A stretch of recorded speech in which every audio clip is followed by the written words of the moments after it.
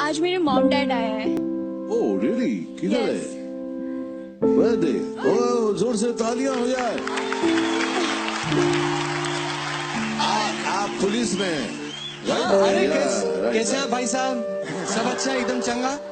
दादा पूछना जरूरी है, दिल्ली पुलिस। हाँ कैसे हो? एकदम फर्स्ट क्लास सर, बिल्कुल बहुत बढ़िया। बाबू जी आप बताइए, आपकी बेटी यहाँ तक आ गई है, कैसा लग रहा है आपको? सच दिल से बोलिए। मैं बॉम्बे कभी नहीं देखा था। अरे वाह। मैं प्रोनीता बेटी के लिए बॉम्बे में देख लिया, आपको भी असली में देख लिया।